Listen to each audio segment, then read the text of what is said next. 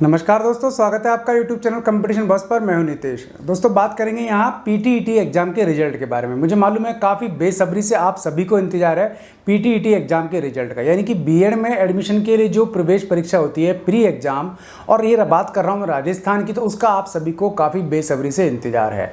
और इसके रिजल्ट के लिए इसलिए भी है क्योंकि अब जो नई एजुकेशन नीति आ रही है उसमें काफ़ी चेंजेस होने वाला है, और इसमें जो 4 साल वाला बीएड कोर्स है उस पर काफ़ी जोर दिया जा रहा है। तो एक बार इसके फिगर्स देख लेते हैं, क्या स्थिति है, कैसी है, और क्या क्या आपको बेनिफिट्स मिलने वाले हैं। तो सबसे पहले देख लेते हैं ये चीज़ की एग्जाम कब हुआ था। ये आप सभी को पता है कि आप सभी लोग 16 सितंबर को एग्जाम ये दे करके आए थे। एग्जाम कैसा हुआ, क्या हुआ, ये आपको ज़्यादा बेटर मालूम है, लेकिन सीटों पर प्रवेश की स्थिति हम देखें कि क्या स्थिति रह सकती है। तो एक बार इस फिगर को हमको देखना पड़ेगा। कुल जो कॉलेज की संख्या है राजस्थान में, बीएड कॉलेज की बात कर रहा हूँ मैं, जिसमें 2 साल वाले और 4 साल वाले दोनों ही शामिल है। तो यहाँ कुल 1400 बीएड कॉलेजों की संख्या है। और अब इनमें सीटें देख लें तो सीटों की संख्या यहाँ 1,42,000, यानी कि 1,42,000 सीटों पर 1400 कॉलेजों में आपको प्रवेश मिलेगा। अब प्रवेश मिलेगा किस आधार पर? आपकी जो भी मेरिट आएगी वो, और आपने जो भी कॉलेज का ऑप्शन आप भरेंगे उसमें, उस आधार पर आपको बीएड कॉलेज में एडमिशन मिलेगा। मान लीजिए आप मेरिट में अगर आ रहे हैं और अगर आपने जो कॉलेज चाहा है, जो कॉलेज मांगा है, वो कॉलेज आपको नहीं मिला है, तो आपके पास 2 रास्ते हैं। या तो आप उस सीट को छोड़ दीजिए, या फिर जो भी कॉलेज आपको अलॉट हो गया आपको उस कॉलेज में एडमिशन लेना पड़ेगा। वरना होगा क्या, आपकी फीस हो जाएगी जब्त। इसमें ये स्थिति बन सकती है। तो ये था आपके एडमिशन का प्रोसेस, आगे क्या रहेगा। फिर आपकी काउंसलिंग की बात आती है। जब आपका रिजल्ट आ जाएगा, इसमें मेरिट आ जाएगी, कट ऑफ आ जाएगी, तो फिर इसमें आपका काउंसलिंग होगी। काउंसलिंग में आपको सभी डॉक्यूमेंट्स अपने एकेडमिक वाले लेके जाने होंगे, और वहाँ उन डॉक्यूमेंट्स की चेकिंग होगी। और ख़ास करके जो कॉलेज आपको अलॉट होगा वहीं आपको जाना पड़ेगा, और वहाँ आपकी फ़ीस जमा होगी। फ़ीस जमा करानी है। फ़ीस जमा कराने के मैंने आपको बता ही दिया, फ़ीस जमा तो आप करा देंगे, लेकिन अगर आप सीट छोड़ते हैं तो आपकी फ़ीस जब्त हो जाएगी। ये बात आपको ध्यान रखनी है। और बात यहाँ करें कुल सीटों की संख्या की, तो मैंने आपको बता दी थी कि 1,42,000 सीटें हैं। 1,400 बीएड कॉलेज हैं। 1400 बीएड कॉलेज में 1,42,000 सीटें। अब जब 16 सितंबर को एग्जाम हुआ था तो मैंने आपको बताया था करीब 5.5 लाख मेरे भाई बहन हैं जिन्होंने रजिस्ट्रेशन करवाया हुआ था, लेकिन बैठने वालों की संख्या हम देखें तो काफ़ी कम रही। ऐसा क्यों रहा? यानी कि 50,000 ऐसे भाई बहन थे जो अपने आप को स्किप कर गए एग्जाम से, यानी जिन्होंने एग्जाम दिया ही नहीं। अब वो सिलेक्शन की दौड़ से एकदम बाहर है। अब बचे अंदर 5 लाख लोग। तो 5 लाख लोगों में जो मुकाबला होगा वो होगा 1,42,000 सीटों के लिए। ठीक है, तो सीधा सीधा सा गणित है। आप एक बार इसको ये देख लेना चाहिए कि 2 साल वाली जो बीएड कोर्स है और 4 साल वाला जो बीएड कोर्स है उसमें कितने लोग अपीयर हुए थे।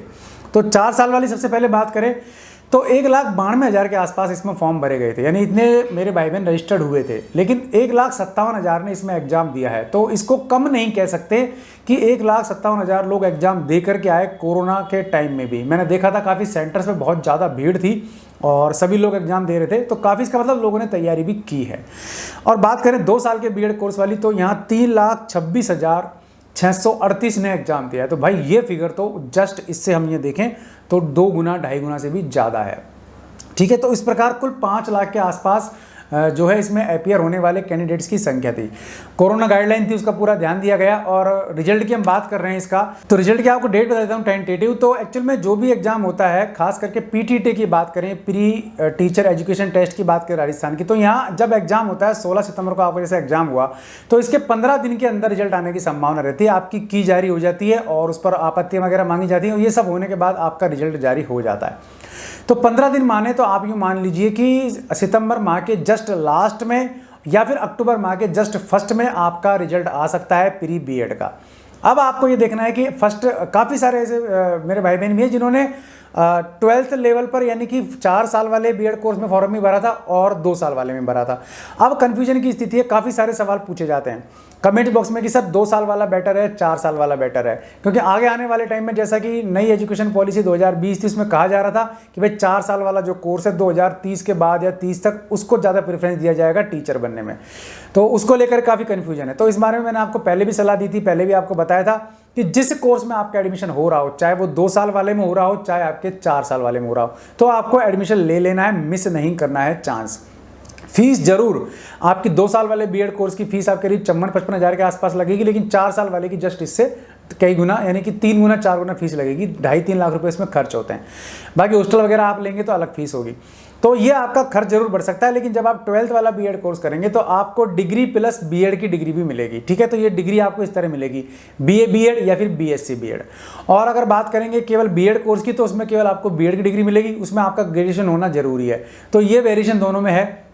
अब बेनिफिट किस में रहने वाला है, तो एक चीज़ चल रही है अभी जो राजस्थान में रीट की भर्ती चल रही है 31,000 की, जो निकलने का जो चल रहा है प्रोसेस, तो उसमें ये हो रहा है कि सब बीएड वालों को फर्स्ट लेवल में शामिल करेंगे कि नहीं करेंगे। ये एक बहुत महत्वपूर्ण बिंदु था। इसको लेकर के काफ़ी लोगों ने एसटीसी में एडमिशन ले लिया और अब उनमें से भी काफ़ी सारे लोगों ने बीएड का एग्जाम भी दिया है।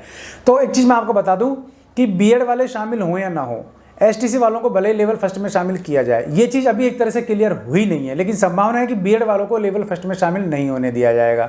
तो इसमें दो धड़े बटे हुए हैं भाई, एक कहता है इसको शामिल किया जाए, एक कहता है नहीं किया जाए, लेकिन जो भी होगा ठीक है। तो जिन्होंने 2 साल वाले कोर्स में एडमिशन लेने का मानस बनाया है उनको भी नुकसान नहीं है, और जो लोग 4 साल का करना चाहते हैं उन्हें भी नुकसान नहीं है। अब ये देखना है कि क्या वो 4 साल वाला लंबा कोर्स जो अपने पूरी कैपेसिटी में रखते हैं उसको कर पाएंगे, क्योंकि काफ़ी सारे भाई बहन ऐसे होते हैं जो बीच में छोड़कर चले जाते हैं, और मेरी बहनों की तो बीच में शादी कर दी जाती है, उन्हें कोर्स छुड़ा दिया जाता है। ऐसी काफ़ी सारी मेरी बहनों को मैं जानता हूं, तो वो भी आपको ध्यान रखना है।